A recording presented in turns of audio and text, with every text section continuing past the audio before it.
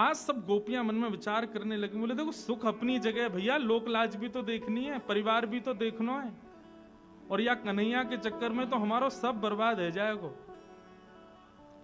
एक गोपी बोली कल मैं तो खिचड़ी बना रही, वही समय यानी वंशी की ऐसी तान छेड़ी कि नमक की जगह शक्कर डाल दी वो खिचड़ी में। सब गोपियां अपनी अपनी स्थिति कहने लगी, मन में विचार करने लगी कहा करें कहा करें। तो सब गोपी ने मन बनाया, बोले एक काम करो, लाला की बंसी चुराए लो। लाला की बंसी चुरा लेंगे तो बजा ही नहीं पावेगो, बजा नहीं पावेगो तो फिर हमारे काम धंधे हुए जाए करेंगे। और तो सुनो वहां में एक फायदा और रहेगा, जब सुनवे को मन करे ना तब दे दे करेंगे ले लाला, और फिर आगे बाद जब हमें काम करने होंगे फिर कोई गोपियां भेज के फिर चुरा लेंगे।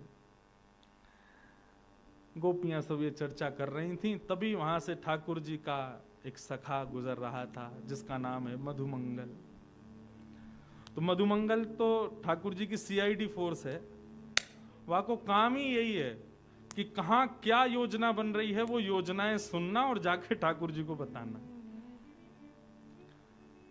अच्छा, मधुमंगल जो ठाकुर जी से बहुत बड़ा है उम्र में, लेकिन ठाकुर जी के संग ऐसे रहता जैसे संग कोई बालक है का। तो मधुमंगल एक वृक्ष के पीछे खड़े होकर सुनना था, सब गोपियां कह रही हैं कि लाला की बंसी चुराओ। मधुमंगल बोलो सुन लई मैंने, सबरी बात सुन लई। गोपी बोली अरे ये कहा भयो, याने कहां थे सुन लई, अरे कांडे कहां थे आगो तू। बोले अरे हम तो अंतर्यामी के संग रहे, तो हम अंतर्यामी है, जब चाहे जहां चाहे वहां पहुंच जामे, और जा से हमारे लाला को खतरा वास है तो हमको बहुत ज्यादा ध्यान रखना पड़े। तुम सब गोपी कब कहा कैसे कहा कर दो, या हमारे मुंह को बड़ो ध्यान रखना पड़े। और आज मैंने सुन ली है तुम्हारी बात जो तुम कह रही, अरे सखियों अरे गोपियों तुम तो बड़ी निर्दयी हो, बताओ हमारे लाला के बारे में ऐसा सोचो। सब गोपी बोली कहा सुनो तेने। बोले मैंने सब सुन लियो कि तुम लोग कह रहे हैं कि हम लाला की बंसी चुराएंगी। सब गोपी चरण पकड़ने लगी, बोले तो पता चल गई है, अब ठाकुर जी से मत कहियो। बोले कहियो, अब्बा बंसी की जिम्मेवारी मेरी है, तुम चुरा के तो दिखाओ। चुरानो तो दूर, तुम छू नहीं पाओगी वह बंसी को। हमारे लाला इतना प्रेम करे, तुम्हें पता है यशोदा मैया के संग ना सोवे, लेकिन वह बंसी को लिपट के सोवे, वह बंसी के बिना एक क्षण ना रहे। और तुम सब हमारे लाला के वह प्राण स्वरूप बंसी को चुरावे को योजना बना रही हो।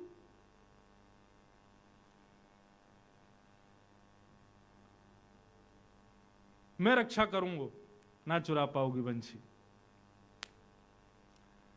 गोपी बोली मधुमंगल तू हमारी बात सुन, यदि तू हमारी बात सुनेगो तो तू भी राजी करेगो कि बंसी चुरानी चाहिए। देख हमारे घर की स्थिति का कर दी है वह बंसी ने, जब जब बजाय वा की वजह से जो जो घरों में हो जाता है वो सब बताने लगी गोपियां। मधुमंगल बोले मेरे पास एक उपाय है, वंशी भी ना चोरी करनी पड़ेगी और तुम्हारे काम भी आ जाएंगे। गोपी बोली कहा करनो बता दे भैया, तेरे पाम पूछे जल्दी बता। बोले एक रुई को फोआ लाओ। गोपी बोली अच्छा फिर, बाकी 2 भाग करो। बोले अच्छा फिर, बोले कानन में ठूस के 24 घंटा रहो, वंशी की ध्वनि जावेगी ना, तुम्हारे काम भी आ जाएंगे, लाला की वंशी बच जाएगी। अरे मधुमंगल कैसी बात करे, पूरे दिन कानन में रुई घुमा के घूमेंगे, डाल के घूमेंगे, कहा कहेंगे ब्रज के लोग, सब हंसी उड़ामेंगे। अरे या तो काम ना चलेगा, एक ही उपाय है, अब तो बंसी चुरानी ही पड़ेगी। मधुमंगल बोलो एक उपाय और है। गोपी बोली बता दे भैया दूसरा उपाय बता। बोले एक लंबो कपड़ा लाओ। बोले अच्छा, वाकू मोहते लेके कान तक बांधो। बोले फिर, बोले फिर यमुना जी में कूद के मर जाओ, ना बचोगी तुम ना बचेगी ये बला। हाँ कूद काट के खत्म करो। ऐसो मधुमंगल। गोपी बोली अरे हम कौन ते बात कर रही हैं। मधुमंगल बोलो भैया बंसी तो नहीं चुरा पाओगे, क्योंकि वह बंसी की जिम्मेवारी अब मैं ले लूंगा। मधुमंगल लौट के गए ठाकुर जी के पास। अरे लाला कहा कर रहे हो। बोले कछु ना भैया बैठा हूं। वो लाला एक गुप्त खबर तो को देनी है। ठाकुर जी बोले कहा भयो? बोले कि ये बरसाने की गोपीन ने सबन ने योजना बनाई है तेरी बंसी चुरावे की। बोले अरे कहा बात करे? बोले और नहीं तो सांची बताओ। बोले सांची कह रहा हूं लाला, या बंसी चुरावे को दोल नहीं है सबरी? यो कहें लाला बंसी बजावे, हमारे घर में यो है जाए त्यों है जाए, हमारे घर में तो कछु ना होए, इन गोपीन के घर ही क्यों बिगड़े तेरी बंसी थे। ठाकुर जी बोले अब क्या करें? बोले अब कहा करें लाला, एक ही बात है, बंसी मुंह दे दे। मैं तू तो नेक्सो सो बालक है, तू कहां लड़ेगा इन गोपीन ते? मैंने थोड़ा बड़ा हूं, मुस्टंड हूं, एक लड़ लूंगा इन ला बंसी मुंह दे, या की रक्षा मैं करूंगा। ठाकुर जी बोले देख ले, प्राणन ते प्यारी है, दे तो रहूं तो। बोले तू चिंता मत करे, ला दे मुख। ठाकुर जी ने अपनी बंशी मधुमंगल को दे दी। अब मधुमंगल ने फेंट बांधी, फेंट में बंशी लगाई और गयो पेड़ के नीचे जाकर के बैठ गयो तपस्वी बन के। बोले कहा करेगा? बोले भजन करूंगो। लाला ने बता दे काय नाम को भजन करूं? बोले राम नाम को भजन कर भैया। बोले कहा बोलना? बोले हरे राम बोलियो। मधुमंगल पहुंच गयो, हरे राम, पीले राम, नीले राम भजन करन लगो ठाकुर जी को। ठाकुर जी को भजन कर रहा है, इतने में ही सब गोपियां वहां से निकल रही थीं। गोपी ने देखी महाराज तपस्वी बैठो है, और सबने देख ली फेंट में बंशी बंधी है ठाकुर जी की। सब गोपी ने घेर लियो मधुमंगल। अरे आज तो भजन कर रहे हो? बोले बिल्कुल परेशान मत करियो मुझको, नाम जप कर रहा हूं मैं, भजन कर रहा हूं। बोले अरे भजन में कब ते बैठे? सवेरे ते बैठे होंगे, थक गए होंगे, न हम आपको कछु खवाए दें पिवाए दें, न आपको भूख लगी होगी। सब गोपी ने अपने अपने माखन के मटका खोल खोल के सामने धर दिए।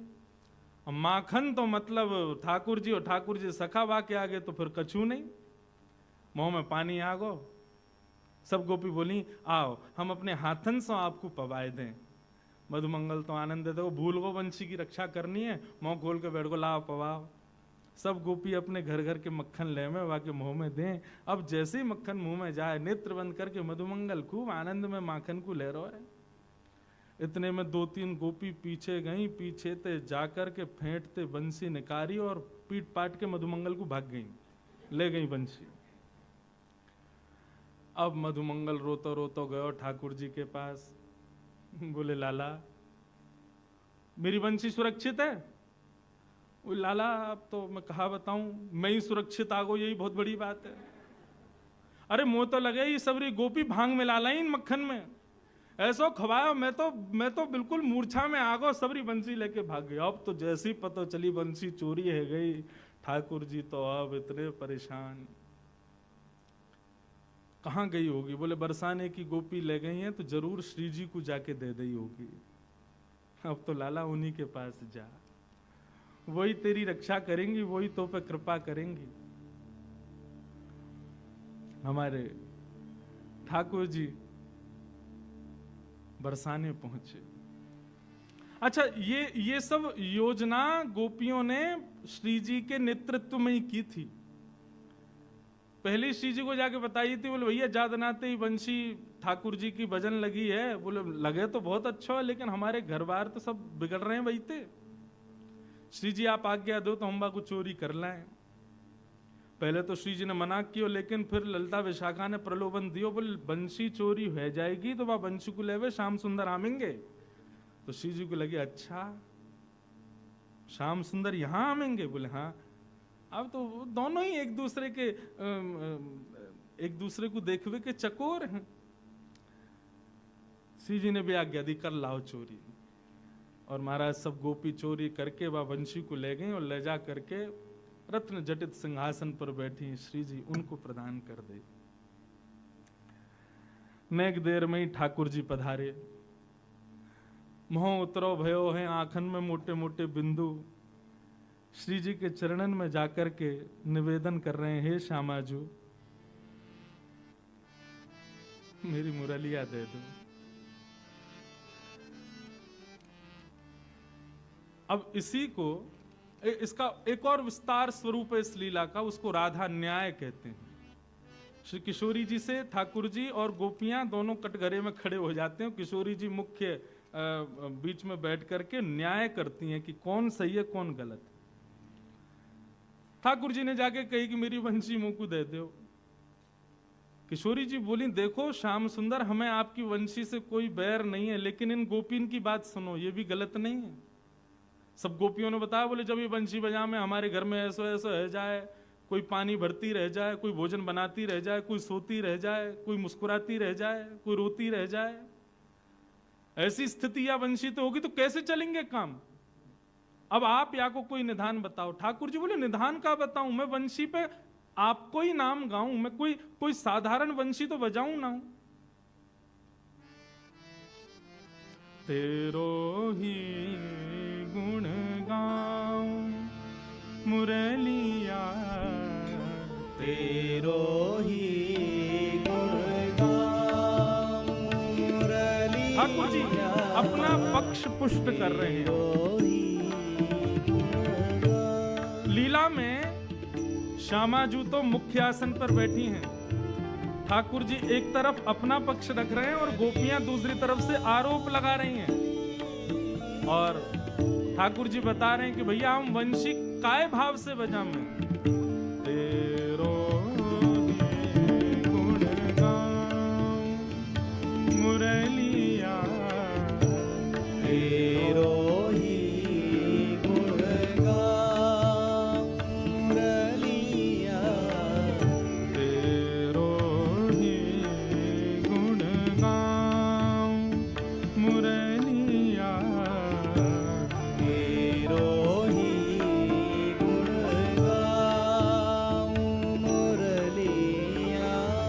तुम हो कुंवर किशोरी राधे, तुम हो कुंवर किशोरी राधे, मैं तेरे ही हाथ बिकाऊं श्यामा, तेरे ही हाथ बिकाऊं श्यामा, तेरे ही हाथ बिकाऊं श्यामा, तेरे ही हाथ बिकाऊं श्यामा, तेरो ही गुण गाऊं मुरलिया, तेरो ही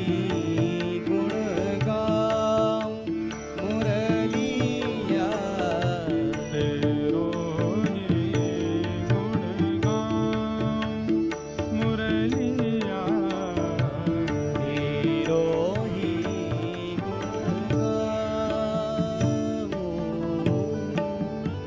यह बिनती बलिहार सुनो तो, यह बिनती बलिहार सुनो तो, यह बिनती बलिहार सुनो तो, यह बिनती बलिहार सुनो तो, मैं तेरो ही दास कहाऊं श्यामा, मैं तेरो ही दास कहाऊं श्यामा, तेरो ही गुण गाऊं श्यामा, तेरो ही गुण गाऊं श्यामा, तेरो ही गुण गाऊं श्यामा, तेरो ही गुण गाऊं श्यामा, तेरो ही गुण गाऊं श्यामा, तेरो ही गुण गाऊं। ठाकुर जी बिल्कुल भाव में आ गए।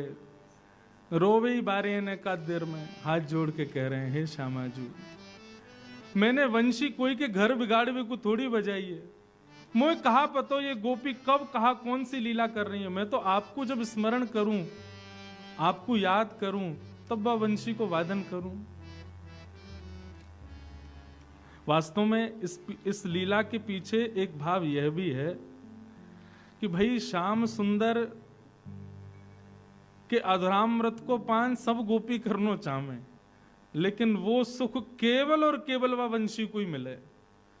तो इन सब गोपीन के 36 के आंकड़े भी हैं वह वंशी थे। ये वंशी भी एक सहचरी है, सखी है, या हमारे ये सब दूर करना चाह रही हैं ठाकुर जी से। लेकिन आज ठाकुर जी अपना पक्ष कह रहे हैं कि हे श्यामाजू, हमने वह वंशी के द्वारा कोई के घर बिगाड़वे की इच्छा ना रखी, और तो और मैं अपने सुख के लिए भी नहीं बजाता कि मोए कोई राग रागनीन को बजावे को बहुत सुख मिले, मुझको अच्छा लगे, ऐसा नहीं। मैं तो आपको जब स्मरण करूं तब बजाऊं। श्यामाजू, मैं तो आपको दास हूं, मैं तो आपको सेवक हूं। नागपुर वाले ने बड़ी हंसी आ रही है, लाला सेवक कह रहे हैं अपने आप हैं हमारी श्री जी के आगे। बंसी लेनी है तो कछु तो करेंगे। वैसे तो हमारे ठाकुर जी सदा ही दास हैं, लेकिन प्रार्थना कर रहे हैं श्यामाजू मेरी बात सुनो, मैं कहां गलत हूं। ठाकुर जी के नेत्रन में जैसी मोटे मोटे आंसू आए, इतने में श्री जी ने इशारा किया गोपिन से, बोले रहने दो, अब मान जाओ इनकी बात। तब एक गोपी किशोरी जी से ऐसो के, अच्छा ठीक है, अब दया करके इनकी वंशी इनको दे दो, दया करके। ये कोई इस न्याय में जीत गए हैं या इनका पक्ष मजबूत है, इस बात से नहीं, दया करके इनकी वंशी दो। और श्री जी वैसे एक बात कहूं, वह वंशी को हमें रखना भी नहीं चाहिए। बोले क्यों, क्यों नहीं रखना चाहिए? युवती मन घन चोरनी दे हो अगते डार, याहे मिले पट चोर सो चोर चोर की यार। बोले ये जो वंशी है ना, हमें कहीं से पता चलिए ये भी श्याम सुंदर ने चोरी करके अपनाई है, तो यह भी चोर हैं और ये वंशी भी तो वैरणी चोरनी है। बोले क्यों, ये हमारे चित्त को चुरावे? ये भी चोर हैं और वो भी चोर हैं, ये चोर चोर एक दूसरे के यार हैं। यह में पट चोर सो चोर चोर की यार, यह चोरन सरदारनी यह चोरन सिरमोर।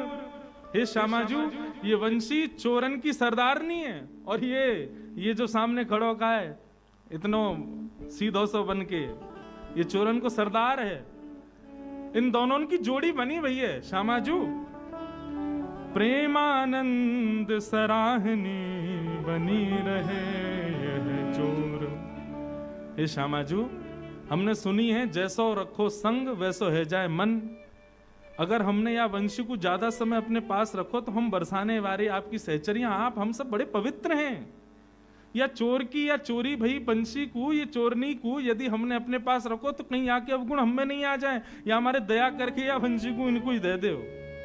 या कुछ ज्यादा समय संग नहीं रखना चाहिए, नहीं तो कहा पता वाकई अवगुण हमारे भीतर आ गए तो। तब ठाकुर जी, तब उन गोपिन के भाव सुनकर के श्री जी ने न्याय में जीते नहीं है, दया करके वंशी को ठाकुर जी को प्रदान किया। अच्छा लो रखो अपने पास। जैसे ही ठाकुर जी के हाथ में वंशी आई, ठाकुर जी के तो तेवर ही बदल गए, आंखन के ढंग बदल गए, चेहरे को रंग बदल गए। बोले ऐरी गोपी का कह रही, ये चोर नहीं है, मैं चोर हूं, ले रुक अभी बताऊं। इतने में ही ठाकुर जी ने दर पर रखी वंशी और जैसे ही नाद किया सबरी गोपी वहीं मूर्छित होकर गिर गई। और श्यामा श्याम की अद्भुत लीला का ये मधुर भाव प्रकट हुआ।